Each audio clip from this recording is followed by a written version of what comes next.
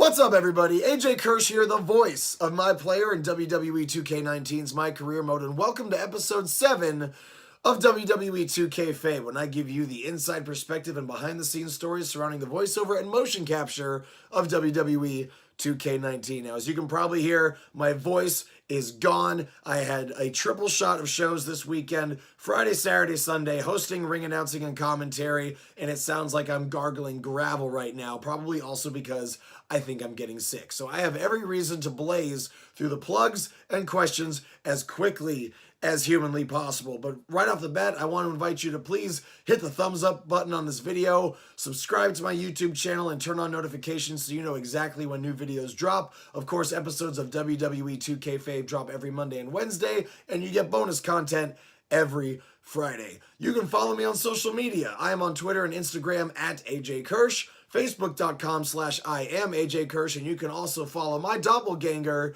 Broseph Joe Brody. He is on Twitter and Instagram at BroJBrody and Facebook.com/Broseph Joe Brody. Speaking of Broseph, you can pick up one of these awesome shirts. I am wearing the Broseph Joe Brody 16-bit bro shirt right now, but I've got over a dozen designs to choose from, sizes and styles for men and women. Click the link in the description of this video, and if you use code WWE2K19 at checkout, you save 20% on your entire order. Shirts ship worldwide, so it doesn't matter where you're at. Check out the selection, find something you like, I'm sure you will, and whether it's you liking this video, a follow on social media, a shirt, I truly appreciate all of your support. Let's go to some questions from the previous episode. By the way, if you have questions about this episode, leave them in the comments below and I will address them to kick off the following episode, once again dropping this Wednesday. So, Lieutenant Reven asks, for the titles in the cutscenes when Buzz held a title, did you use a replica title with the little Mocap ball things on it, or was it a cardboard on cotton type thing? No, they actually had a replica championship belt. It was the Raw Tag Team Championship from like the mid-2000s or so, and it had all the little motion capture balls over it so they could track it. So it wasn't just some flimsy thrown together prop. They actually got a championship belt, the Raw Tag Team title from like a decade ago, because WWE knew they would never need to use that again ever. Let's see. And Steve Bruno asks, for these longer promos, did you have to memorize all of the lines at once, or did you do it in small pieces, or was there a way for you to read it as you went? Yes and no to all the questions, I guess. Well, it's not really even a yes or no question. What I'm getting at is, for the shorter promos, they were pretty easy to memorize. There were some short segments throughout the game that were, just easy to memorize. But for those super long promos, they had monitors throughout the motion capture studio. So if we were, messing up a line or tripping up here or there, they could put the text on the screen and we could glance at it to read it as necessary. So it was a combination of memorization and then pretty much just fancy cue cards for the super long promos. Now that the questions are out of the way, I want to show some love to MK Ice and Fire, the gaming channel on YouTube. They have been kind enough to give me permission to use footage that they have already uploaded to their YouTube channel. All the cutscenes from WWE2K19 that I'm using are from their YouTube channel. So once again, this show could not be happening without the support of MK Ice and Fire. So check them out on YouTube. Give them a subscription if you are at all interested in video gaming. You'll be glad you did. All right, in record time, after the plugs, the questions, and the love to MK Ice and Fire, let's dive into episode 7 of WWE2Kfabe. And we are backlash where we last left Buzz. He was challenging Bobby Roode for the United States Championship in an Iron Man match as we go through the highlights here. And I sound terrible. Listen to me right now. I sound so bad. I don't feel quite as bad as I sound. Yay, I did it! I did it! That's right. A little nod at the end. And there he is, Buzz, the new United States Champion at Backlash. Much to the dismay and chagrin of Bobby Roode. Quite the sourpuss on his face right there. And this was coming off a rather lengthy promo. In fact, one of the that was one of the promos that we needed the script. Oh God, this is bad. From one champion to another, congrats on your win over Bobby Roode. Thanks. I mean, woo! Okay, so Maybe you should leave that to me and my dad. quick story. Then look at this. It was so bad that I actually started walking back the direction I just came from. I went back to the locker room to rethink my life decisions. So quick story about that scene. It's not often that we get a chance to rehearse a scene, but when we were going into that scene with the really god-awful woo, I actually had trouble botching the woo. Like, it's just, as a wrestling fan, it almost feels like sacrilege to, you know, intentionally botch a woo from, obviously, one of the greatest of all time, Ric Flair. Probably your favorite wrestler's favorite wrestler. So I had a hard time botching the woo.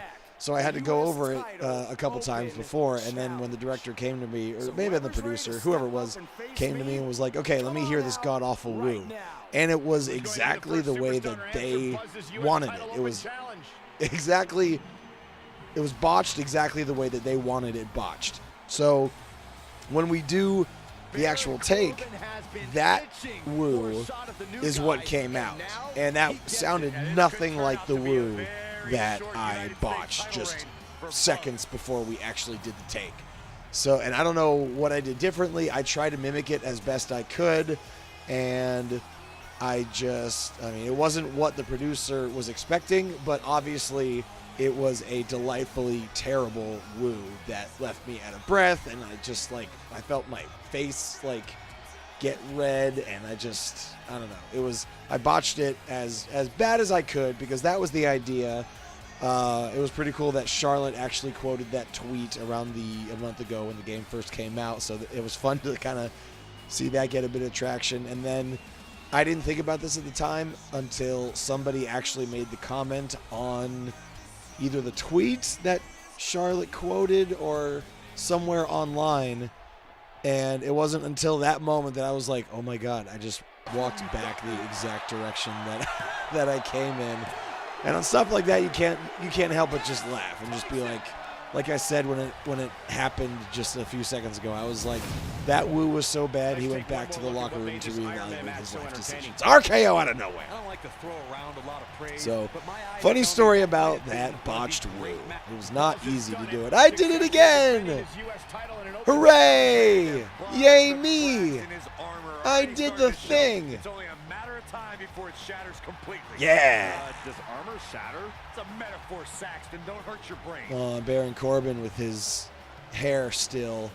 That's one of the things that sucks about some WWE games. Is like people change their look, or they get hurt, or they change their character, or something happens, and there's just not enough time to change it before the game comes out. I'm sure, I'm sure 2K got a little bit of flack for that, and I'm sure poor Baron Corbin probably got a little flack for that, and he's like, what do you guys want me to do?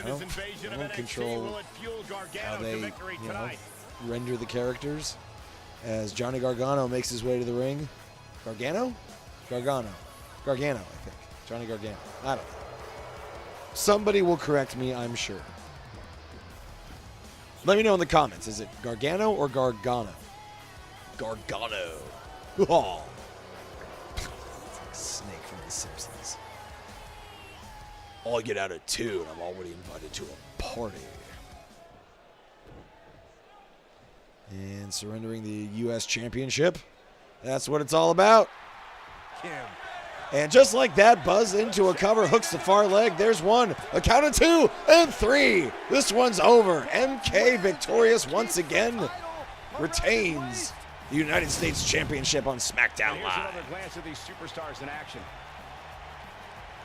I can watch highlights of that one. Super kick right underneath the chin and RKO with Buzz here once again victorious. Loves jorts. A huge fan of jorts is Buzz, or maybe he's just a big John Cena fan. Wait a second.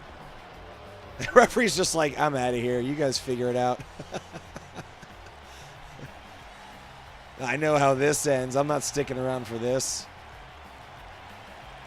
Look at that Christmas tree in Gargano's back. That lower back definition. Good for him. Shake of the hand. I did it again! Hooray! Yay! Holding it up for all to see. I don't remember actually shooting that. That may have been somebody else who did that motion capture right there. I didn't do any of the actual physical moves, like any of the motion capture of the wrestling moves themselves. They did have me do some winning animations, like just in the ring. And I don't remember actually just shooting that one. Maybe they did. I don't know. I mean, there were a lot of shots there. We were not on a light schedule. We had a lot to get through. And a lot of these shots was just like, all right, what's next? Okay, here we go. Get in position and action. And we just went. So it could be that I just forgot that we did some of those victorious, holding the belt up movements. But as I'm looking at this right now, I'm like, I don't remember doing that.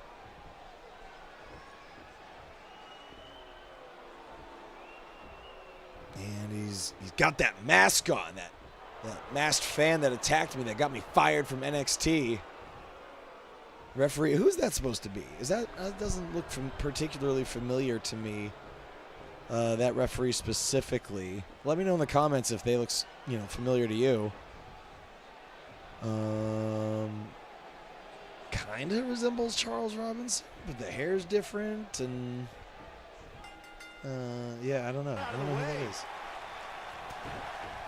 And again, MK Ice and Fire, let me use it. Pulls it off, and it's Sami Zayn. What in the hell? Leave it to Sami to pull off some generic stunt like this. Generic stunt. See, I like stuff like that because, you got a little wink there with the generic stunt referring to, of course, Generico, Sami Zayn's character on the Independents before he made it to WWE. And it's a lot. It's little stuff like that, like starting on the indies, and just references to things that are common in independent wrestling. And that little nod, that little generic stunt. I think independent fans who are not just fans of WWE, but fans of wrestling in general, I think they appreciate little winks and nods. Step up and answer my U.S. title open challenge, 1-on-1.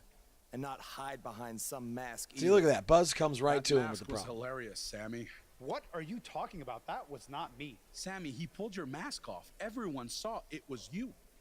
You should have seen the look on your face when he came out wearing that thing. Allegedly. Okay, whenever you guys are done recalling the spineless actions from last week, absolutely spineless. You two should be ashamed of yourselves. Before you get too involved with these idiots or have any more open challenges, don't forget, you still owe me a rematch for that U.S. title. Everybody's mad at everybody. Guys, we're going to have to settle this some other time. Looks like I already have a match tonight. I like how I came up to them, and I'm like, sorry, guys, I'm busy. You're going to have to wait for me to get revenge on you. All right, everybody, that's going to do it for this episode of WWE2Kfabe. Thank you so much for tuning in, and as a quick reminder, if you haven't yet, please hit that thumbs up button, subscribe, and turn on notifications so you know exactly when the next episode drops. If you are tuning into this early in the afternoon on Monday, November the 5th, you can catch me on an AMA on Reddit. Ask Me Anything today, 3:30 p.m. Pacific to 5 p.m. Pacific. That's 6:30 p.m. to 8 p.m. on the East Coast. Reddit today, Monday, November the 5th. Ask Me Anything. I hope to see you there. I will definitely see you this Wednesday on the next episode of WWE 2Kfabe. Take care, y'all.